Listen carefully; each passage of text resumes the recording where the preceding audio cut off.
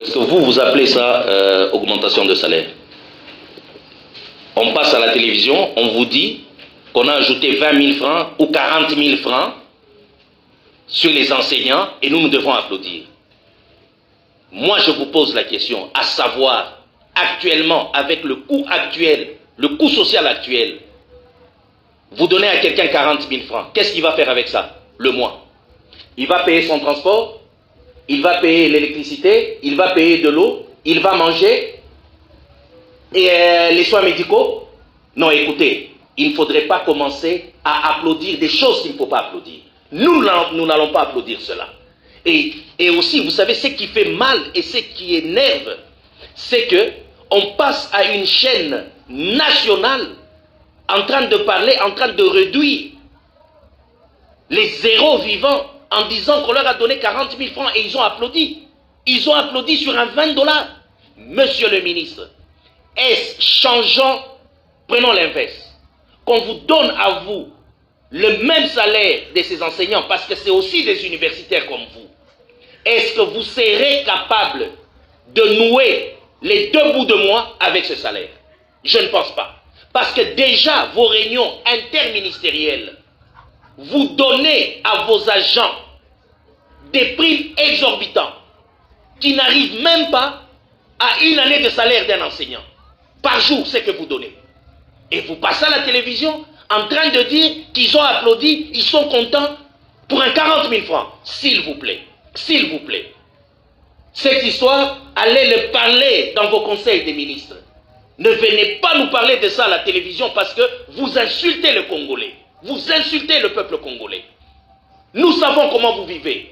Vous avez un transport garanti, soins médicaux garantis, salaire garanti, vos voyages avec vos enfants garantis, vos enfants dans de bonnes écoles. Et au-delà de tout ça, vous avez aussi votre salaire. Eux, qu'est-ce qu'ils ont? En dehors du salaire, qu'est-ce qu'ils ont? Ils ont un transport gratuit? Ils ont des soins médicaux gratuits? Qu'est-ce qu'ils ont? Écoutez, arrêtons maintenant de commencer, et vous devrez arrêter de se moquer maintenant de nous. Vous en avez fait pendant beaucoup d'années, maintenant ça doit s'arrêter. La seule chose que nous avons besoin, que nous demandons, nous supplions au chef de l'État, c'est de revoir vos trains de vie, ministres, députés, sénateurs et les autres fonctionnaires qui sont dans une opulence extrême. Mais quand vous mettez vos costumes là, vous allez travailler et vous savez qu'il y a des milliers de Congolais qui coupissent, qui souffrent parce qu'ils n'ont rien à mettre dans la bouche. Vous êtes content? Quand vous vous servez de l'argent de ces milliers de Congolais, nous devons arrêter cela. Ces enseignants-là n'ont que ça, comme salaire. Ils n'ont pas de COP, ils n'ont pas de commission. Mais dans notre République, nous voyons des gens qui travaillent, qui montrent qu'ils sont dévoués pour le travail. Ils ne sont pas dévoués pour le travail, ils sont dévoués pour le vol. 300 $ de salaire. Et vous avez un train de vie de 15 000 à 20 000 $ par mois. Vous les avez d'où? C'est la raison pour laquelle nos politiciens sont dévoués à être politiciens. Pour piller le peuple, pour voler le peuple, pour tuer le peuple. Parce que si on vous laisse avec vos salaires, simplement et on vous contrôle, vous ne serez plus jamais des politiciens. Vous allez commencer à fuir à être à des postes. Vous êtes dévoués parce que vous savez que vous ne vivez pas avec votre salaire. Et vous voulez imposer aux enseignants de vivre avec un salaire médiocre. Vous vous moquez de qui? Respectez au moins ces zéros vivants. C'est la seule chose que je vous demande. Ne passez plus à la télé pour commencer à dire que c'est une faveur que vous faites. Ces enseignants ont droit à la vie. Ils ont droit au respect. Si vous êtes ministre aujourd'hui, c'est parce qu'il y a eu des partisans.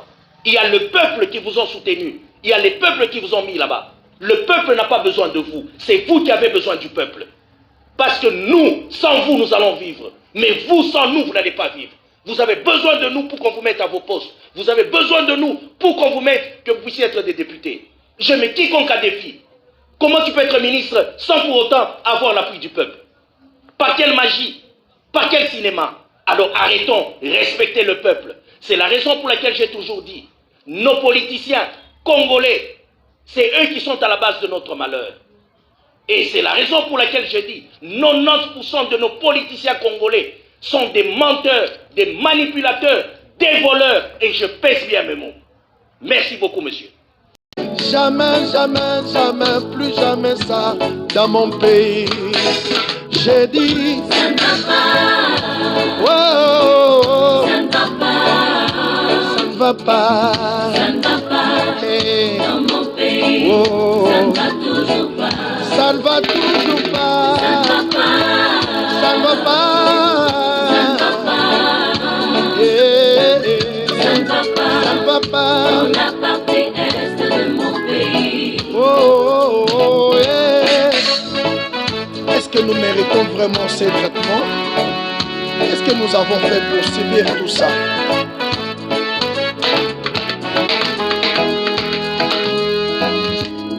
Mouzé Laurent Désiré Kabila nous a laissé un bon message de ne jamais trahir le Congo, mais malheureusement, il y a parmi nous deux frères qui trahissent le pays, voulant toujours voir le sang de leurs frères couler comme de l'eau.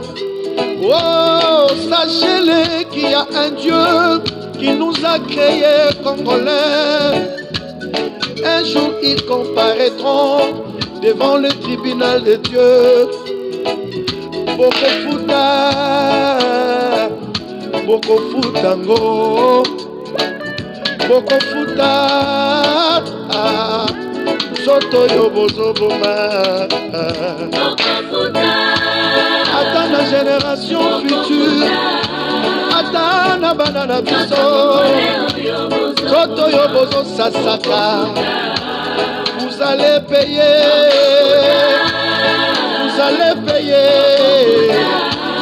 Le Seigneur ne vous laissera pas impunis. Vous allez payer. Oh yeah. Je réaffirme ce jour, en ma qualité de chef de l'État, garant de la nation et commandant suprême des forces armées, j'ai décidé de proclamer l'état de siège sur toute l'étendue des provinces de l'Ituri et du Nord Kivu. Je m'engage dans cette lutte avec la détermination de trouver une solution définitive à l'inacceptable situation de l'Est, jusqu'à l'éradication complète des forces négatives. Pourquoi seulement quand il s'agit de la reconstruction de notre pays? C'est à ce moment que vous vous arrangez pour commencer les troubles.